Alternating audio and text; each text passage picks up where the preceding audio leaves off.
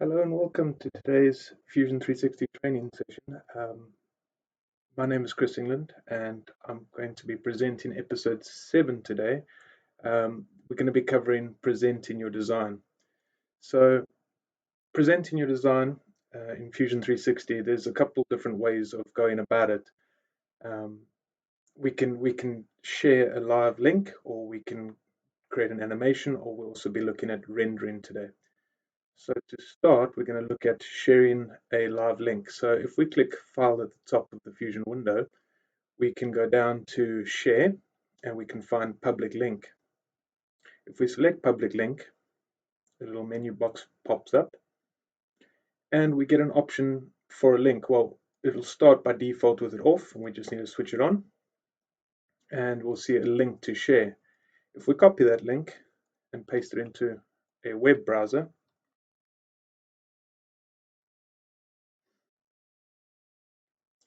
we can see a version of our design online. So this is share. You can share this to anyone. They don't need Fusion, or they don't need an Autodesk account or anything to be able to view this file. Just let it load up, and we can see that we have our design in a viewable window within a browser. So all you really need is an internet browser, and you can then share this link with anyone who wants to see a design. Within this link, we can click on items, click on properties, and we can get various properties from the items. We can explore it from a 3D point of view. We can also do measurements. So we can measure various aspects of the design. Within the options, we do have the option to allow it to be a downloadable file. So if you want them to be able to download a copy of it once they've looked at the design, if they want to use it in downstream workflows, they can do that. And for the most part, it's a really handy little viewer. Now, the other side of this is obviously viewing our design in our cloud space, so from a browser point of view rather than from Fusion. If I go to my name in the corner and I just go to my profile, so I'll pick it up in another browser, so we'll bring it over here, and we can see obviously our project files from a web point of view. And if I go to my design, I can see my cupboard, and I can also see that it's currently in use by myself. Obviously, this would be whoever is currently using it. If I click on the design,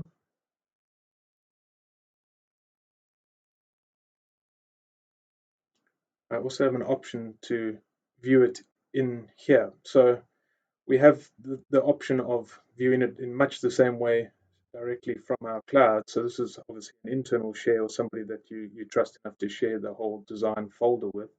And if they do view it here, we can actually add comments. So I could say, is this complete? Post. And now working in Fusion, so if you're doing a design review from a design manager point of view, I can just refresh here and I can see that comment. And I can see, is it complete? And I can reply and say, yes, we're about to render. And I'll just post that back. And if I jump back to my design,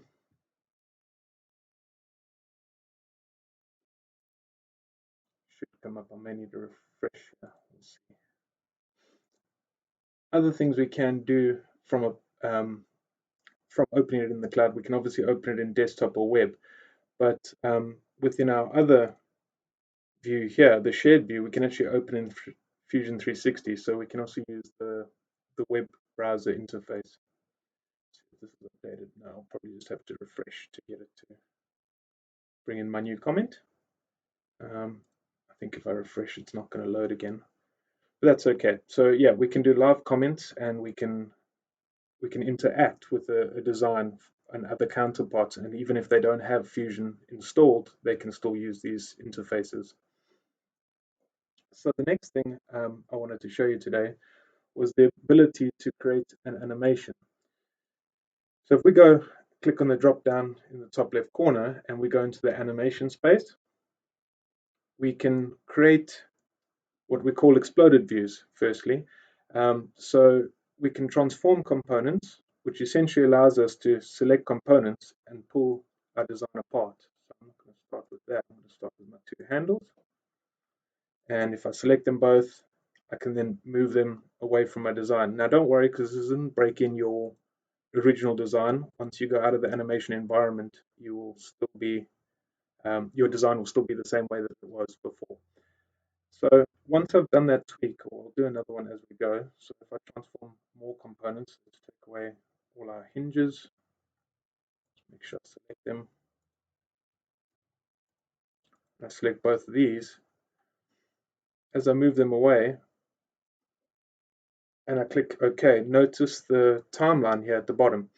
So our timeline tracks all the movements that we create. So you can see now that I've created movements. I've got my two handles moving, so you can see the two components listed in my timeline, in my animation timeline. And I can also see that there's a time associated to it. So what this is it's going to play out. So anyone who's done, something like Fruit Loops, fancied themselves a DJ back in the day, would know how these sort of things work, where we can actually stack and move our various movements over a period of time. You also see that even though I move out, it's linked to a camera. So I do have a camera involved here too. So we can stack these. So if I didn't want it to happen at the same time, I can simply move out my two hinges to move from 1 second to 2. Let's see, there we go. So if I go 1 second to 2, I can make this bar a bit bigger so I can see what I'm doing. Right. So now let's just make sure that these move at the same time.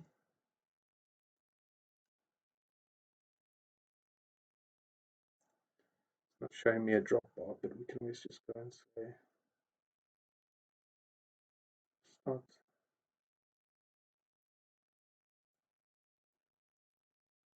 All right, that should do fine. So if I hit play, all right, so if it plays from the beginning, you see that it starts with my handles first and then my hinges. Now I want the other hinges to come out at the same time as that. So I'm going to drag my, having a bit of a graphics issue here, but if I drag my timeline back to 1 second and I do my next transform, I can go and select my two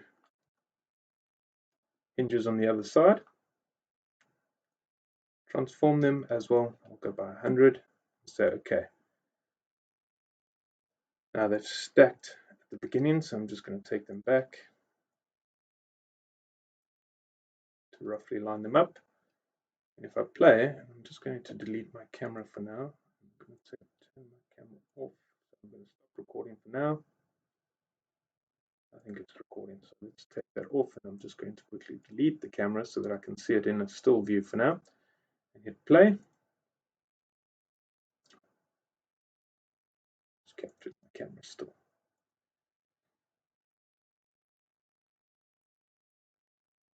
All right, so it is on record. So we'll get to the camera in a second. So if I just delete that and play it out now, you can see the handles first, the hinges next. So I might want to do my boards next, and I can see that I've just dropped out two components. So I'm going to quickly move my time bar back to 1 second, transform. That's fine, we'll just move that to 100.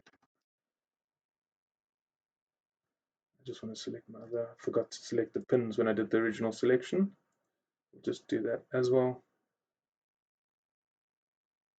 Make sure that they move too.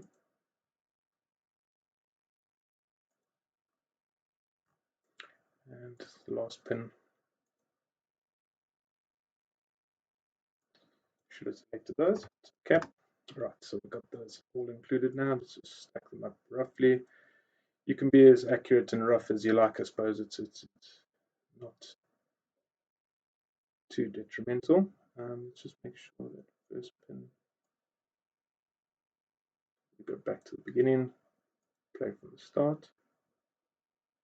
All right, my first pin's starting a little to the side, but for time's sake, I won't worry about editing that. So we can tweak the rest of our components, maybe bring out our sideboards.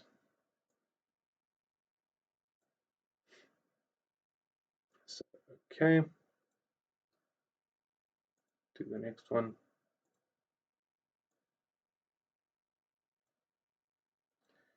Okay, and as I do the various tweaks, I might want to just stack them up in order so my animation gets a little bit longer.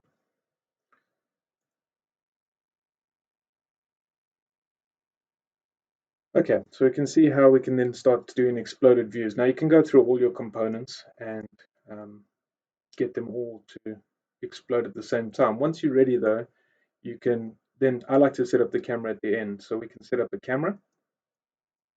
So if I, once again, come back to my scratch pad in the front and I start my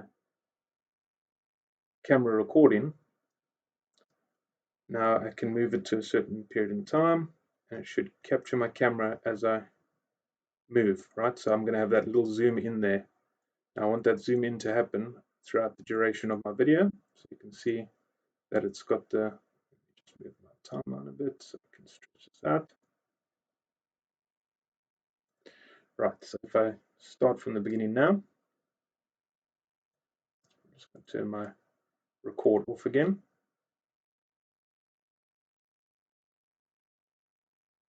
Should now stay in that camera sequence.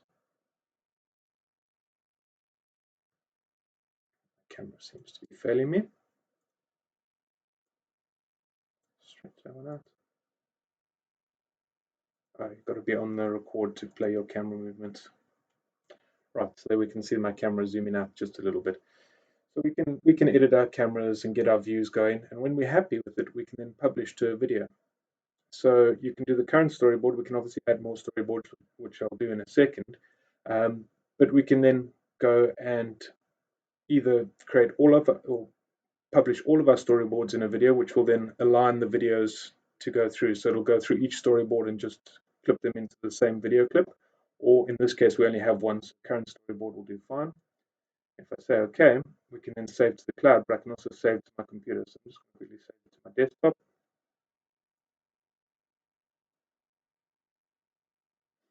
And it publishes the video for us.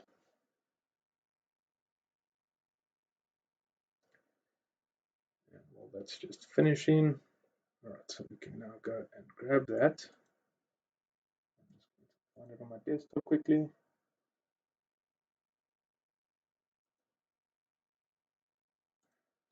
Minimize and play.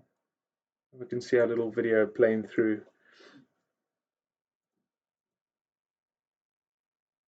So that's a nice way to present your design as an animation or as a video. Now, obviously, exploded views are handy to show how something's going to be assembled. You can play it in reverse if you want to.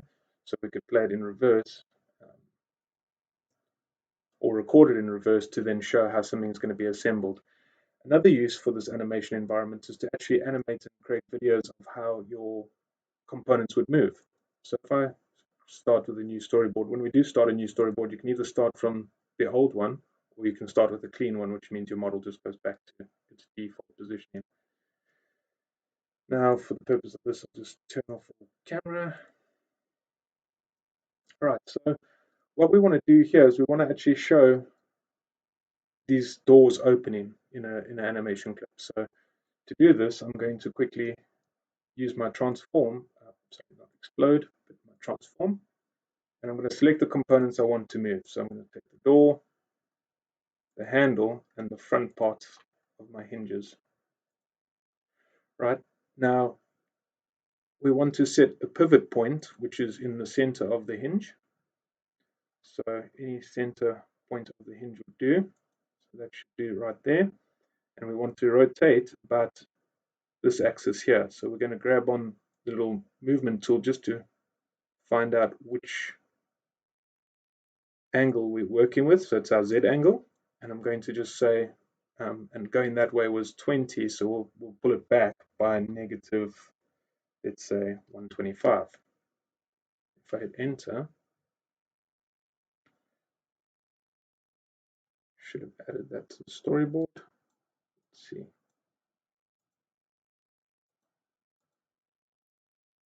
Just start a new storyboard. I think deleting my camera is possibly not the best idea. Let's see. Do a quick tweak.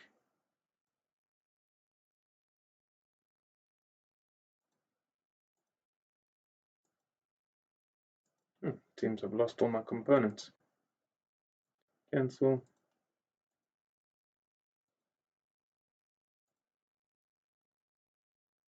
Oh, I'm setting my pivot point. That's why. Sorry about that. I forgot to untick the pivot point. So let's try that again. So we select our door, transform components. So we want our left door. What's going on with my transform now?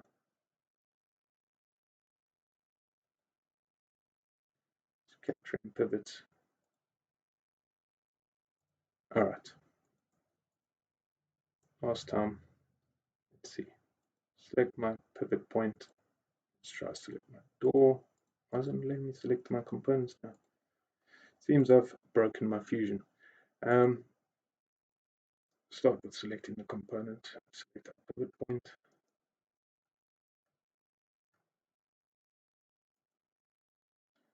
Right, tick. All right, now we're back in business. So select my components.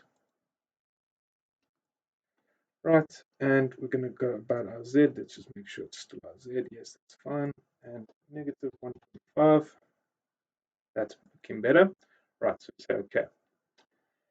And now we have an animation of our.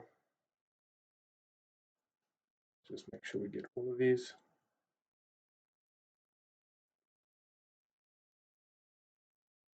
Movements didn't come out quite as long as I'd want them to be.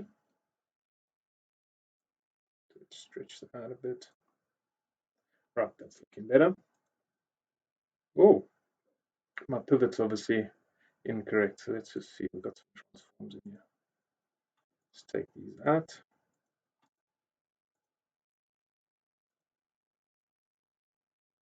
Okay, well, we've got movement. Let's try again.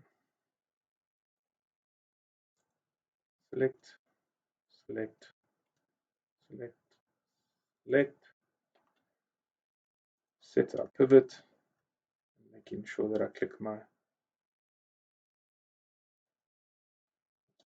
click my tick this time so I don't have the same trouble.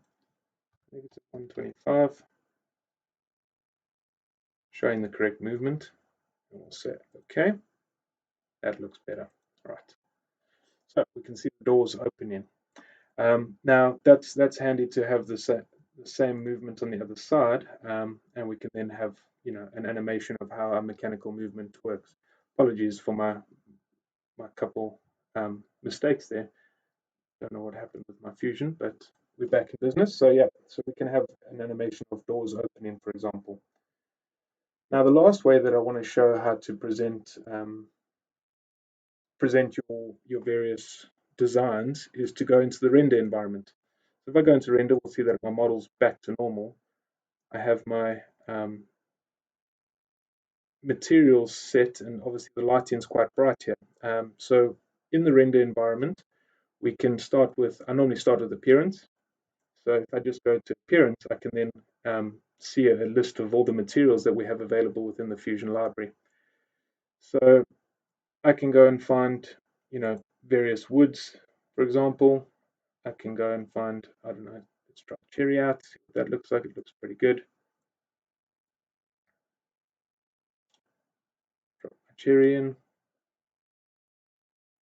Just do it on the shelves.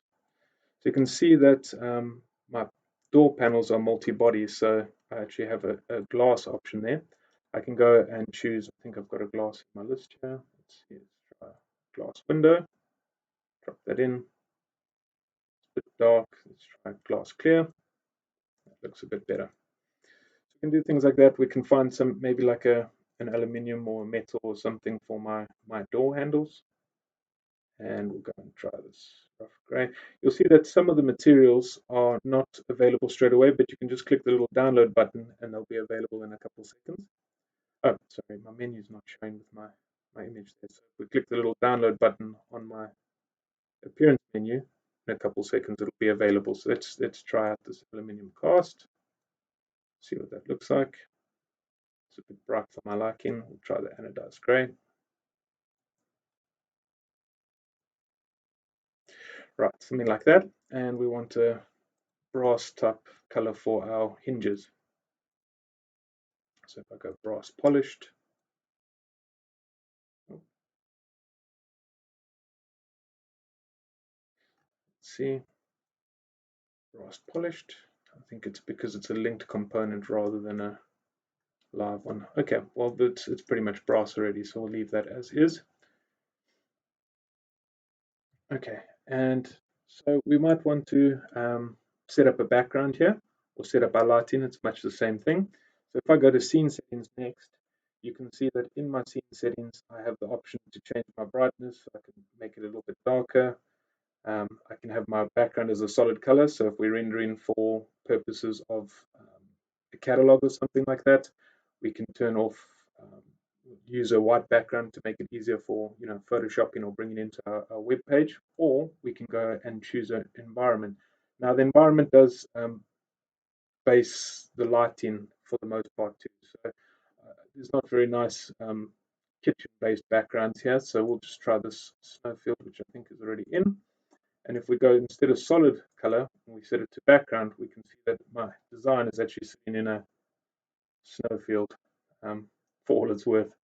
So I like the lighting of snowfields, but I don't really want the background, so I'm just going to turn that off. I can change my solid color. If I just select that, a little color menu will pop up. It's just popped up in the wrong window. Let's see if I can move it. So we can turn on and off ground plane, which allows for shadows. And if we do, we can say flatten ground or unflatten, and we can also allow for reflections on the ground. Let me just move this menu over to the right so we can see what's going on. Okay, we can choose our camera perspective, so either perspective or orthographic. Normal for rendering would be perspective, even though we prefer to design in orthographic. So leave that on perspective. You can change your focal length, so obviously on our camera view, we can change the focal length, which changes the amount of perspective we see or how much the design tapers into the background. We can also change our exposure, which is the amount of lighting that hits the material. And we can change focal points and depth of field. So once you're happy with these, if these are, if your scene settings are something that you use a lot and you have various products that you like to use, you can save this as your default. So I can save defaults. Then next time in any other design that I have, I can bring it into the render environment and it'll start with this lighting in this background. So say close. I can go and put a decal on if I want. I don't have any decals ready to go. Not that I would decal a cabinet anyway. And we can then change our texture map controls. So if our texture map controls allow for manipulating any textures on a material that has texture. So wood is a good example of this. I can go and say planar, for example, choose an axis, and I can then adjust it based on that planar axis that I'm working with. Now, in this case, it doesn't make for a very nice finish on the cabinet, so I'm going to leave it as is. But you can change your texture maps. If you want your grains to run in a certain direction of your wood or something to that effect, you can do that. So, final stage of the rendering environment is to actually render the design. Now we have options here. Obviously, Fusion being a cloud-based product, we can use cloud services here, or we can use our local render. And when we do a local render, we have two options. We can either do it sort of in the background and let it just render, or we can do a live render. So if I say in canvas render, it actually starts up my ray tracing engine and it starts to ray trace. You'll see that it starts quite pixelated and obviously refines over time. Now we have this bar on the bottom right, which I don't think I can move and my camera is in the way, but it'll say excellent, final, or infinite. And if we move that, we can actually see that we allow the ray tracing or the the iterations of the render to actually continue. I suppose if it's infinite, it'll just keep going until you're satisfied.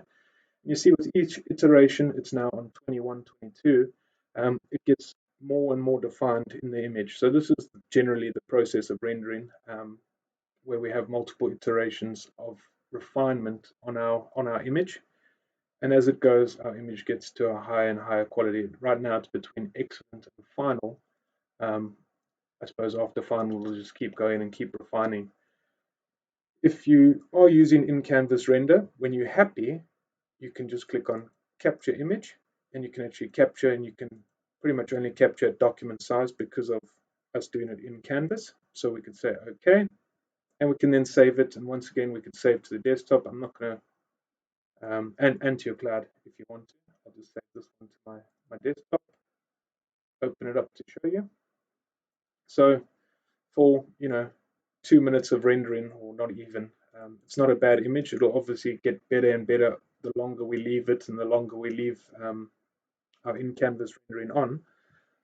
But if you don't want to do it in canvas, we can stop the in-canvas render and just turn it off, and we can then go and try to do a external render. So when we go to render, clicking on the little teapot, we have options to set our image size. So instead of just being the desktop image, we can go and set our various resolutions. Now I might want to do an HD image, and you can see as I start speccing it higher and higher or doing various things, my cloud credits required may go up. So that's because I'm currently on render with Cloud Renderer. Now, if you lack a bit of resources, or you find that your renders are taking really long, the cloud resources are really good and they do produce high-end renders. For purposes of this, though, we'll just go local renderer. Now, this allows us to then set our render quality, and you don't need cloud credits to do it. And if we go to excellent, we can then just say render, and it starts rendering. Now, we have this render bar at the bottom here. So leaving it to render, you'll see that it starts the render in the background. Now I can be, jumping into design and carrying on with various things, or setting up various other renders as I go along, and it'll just continue rendering in the background until it's complete. So you can see the little loading bar, and it is using my local resources, but currently, I'm free to do other things. So this is obviously the preferable method to in-canvas rendering. And if I just wait a couple more seconds, it should be done, and we can view the image and see the quality of what's been produced. You can also set up various views to be rendered, and then they'll just keep in sync. So as your design changes, it can re-render different views for you. So if I drag and drop views, we can do that. Let's have a look at our image. So we can see the image here. I can download it if I want to. So once again, I'll just pop it on my desktop and we'll have a look at it. Opening that up so we can see maybe still a little bit pixelated, so it might be worthwhile an in-canvas render on this. The glass in particular is quite difficult for the lighting. You can see the general materials are not bad at all. So yeah, that's pretty much presenting our designs in Fusion 360. And I suppose just to recap, you can do live presentations, you can do animations, which, although I probably made them seem a lot harder than they should have looked, are quite easy to do. And with a couple short transform commands, we can get a nice animation view. And of course, we have the option to render, go into the render environment, set up our materials, set up our backgrounds, and create rendered images. So 3 different ways to present our designs in Fusion 360. Thank you for joining today. That's all we have time for. I hope you all stay safe, and we'll see you next week for episode 8. Thank you.